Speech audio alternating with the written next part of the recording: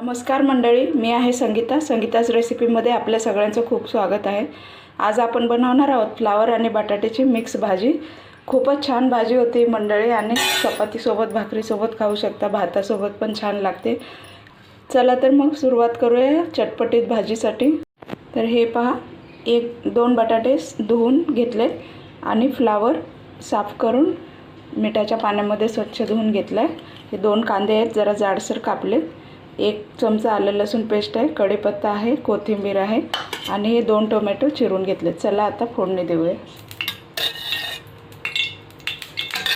त्याच्यामध्ये आपण थोडीशी मोहरी घातली, 1-1.5 चमचा सुकं खोबरं वाटलेलं घालते। आता त्याच्यामध्ये आपण कांदा घालूया।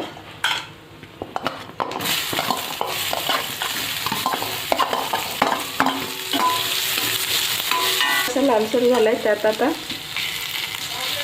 आलं लसूण पेस्ट घालूया। ते छान भाजली की त्याच्यामध्ये कढीपत्ता घालूया। हे त्याच्यात आपल्याला हळद घालायची, धने पावडर, गरम मसाला आणि थोडंसं लाल तिखट 1 चमचा, अर्धा चमचा घाटी मसाला आणि थोडीशी कोथिंबीर। आता याच्यात आपण फ्लावर आणि बटाटा घालूया।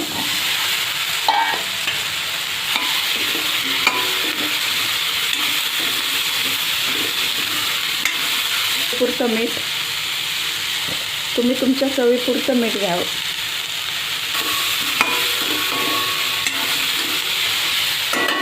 आता याला 2 मिनिट झाकून ठेवूया। 2 मिनिट झाले।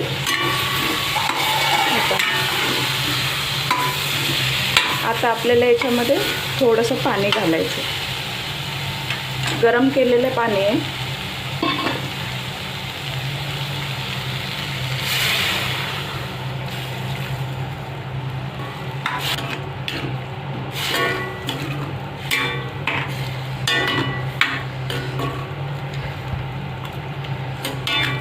आपण सुकी भाजी नाही बनवत आहोत, थोडीशी ग्रेव्ही बनवतोय, त्यामुळे थोडंसं पाणी घातलंय शिजण्यासाठी। आता याच्यात आपण शेंगदाण्याचं कूट घालूया। हे पहा,